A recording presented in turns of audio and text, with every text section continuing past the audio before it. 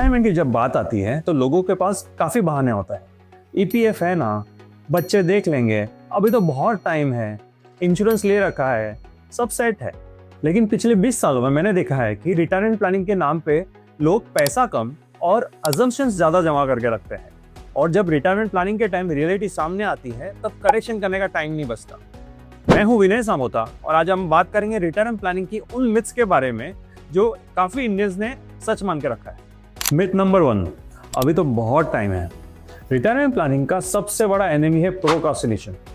30 की एज में लगता है कि 60 बहुत दूर है, 40 की एज में लगता है कि अभी भी 20 साल बचे हैं, और 50 आते आते ये रियलाइज होता है कि बहुत लेट हो गया, जितना सोचा था उतना कॉर्पस जमा ही नहीं हुआ।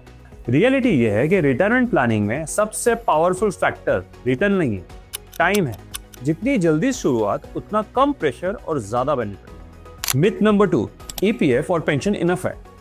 बहुत लोग को लगता है कि ईपीएफ यानी कि एम्प्लॉय प्रोविडेंट फंड, ग्रेचुइटी और पेंशन से उनका रिटायरमेंट निकल जाएगा।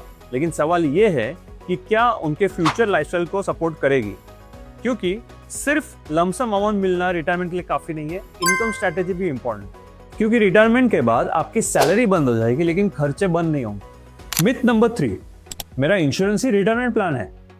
ये काफ़ी कॉमन मिथ है। इंश्योरेंस और रिटायरमेंट दोनों ही प्लानिंग इंपॉर्टेंट है, लेकिन दोनों का रोल अलग है। इंश्योरेंस आपके फैमिली को फाइनेंशियल रिस्क से प्रोटेक्ट करता है, और रिटायरमेंट प्लानिंग आपके रिटायरमेंट के लिए इनकम क्रिएट करता है। अगर प्रोटेक्शन नहीं है तो कॉर्पस रिस्क पे है, और अगर कॉर्पस नहीं है तो आपकी रिटायरमेंट लाइफस्टाइल रिस्क पे है। इन दोनों को कंफ्यूज नहीं करना चाहिए। मिथ नंबर 4, रिटायरमेंट के बाद खर्चे कम हो जाते हैं। रियलिटी में कुछ खर्चे कम होते हैं, लेकिन कुछ ऐसे भी खर्चे हैं जो बढ़ जाते हैं, जैसे कि health care cost, medical inflation, travel, family responsibilities और लाइफस्टाइल चॉइसेस। आज जो 1 लाख में आपका मेडिकल एक्सपेंसेस होता है वो फ्यूचर में कई गुना ज़्यादा हो सकता है। इसीलिए रिटायरमेंट प्लानिंग में हेल्थ केयर कॉस्ट को भी इंक्लूड करना बहुत ज़रूरी है।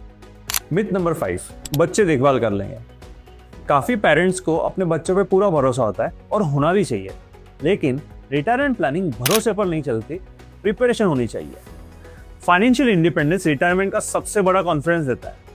आपके रिटायरमेंट प्लानिंग का ऑब्जेक्टिव ये होना चाहिए कि आप अपने लाइफस्टाइल के लिए फाइनेंशियली सेल्फ रिलायंट हो। मिथ नंबर 6, 45 या 50 के बाद अब तो देर हो गई। मैं काफ़ी लोगों से मिलता हूँ जो कहते हैं विनय जी आप तो लेट हो गया। मैं सिंपल आंसर देता हूँ, लेट और इम्पॉसिबल ये दोनों अलग चीज़ें हैं। Discipline planning, higher savings rate और स्ट्रक्चर्ड स्ट्रैटेजी के साथ अब भी आप अपने रिटायरमेंट गोल को अचीव कर सकते हैं। गलत डिसीजन तब होगा जब कुछ ना करें। चलो अब मैं आपको एक रियलिटी चेक देता हूँ। रिटायरमेंट प्लानिंग का बिगेस्ट चैलेंज सिर्फ पैसा जमा करना नहीं है। चैलेंज है longer life expectancy, rising medical cost, inflation और रिटायरमेंट के बाद इनकम सोर्स को कंटिन्यूसली मेंटेन करना। इसीलिए रिटायरमेंट प्लानिंग को सिर्फ इन्वेस्टमेंट प्लानिंग की तरह नहीं देखना चाहिए। ये रिस्क मैनेजमेंट, प्रोटेक्शन और वेल्थ क्रिएशन का कॉम्बिनेशन है। अगर आप भी रिटायरमेंट की प्लानिंग कर रहे हो और जानना चाहते हैं कि आपकी करंट स्ट्रैटेजी डिजायर्ड रिटायरमेंट तक लेके जाएगी या नहीं, तो एक प्रोफेशनल हेल्प लेना बहुत वैल्यूएबल हो सकता है।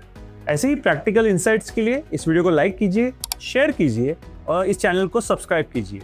और याद रखिए, रिटायरमेंट प्लानिंग एक दिन में नहीं बनती है, लेकिन एक डिसीजन से शुरुआत जरूर।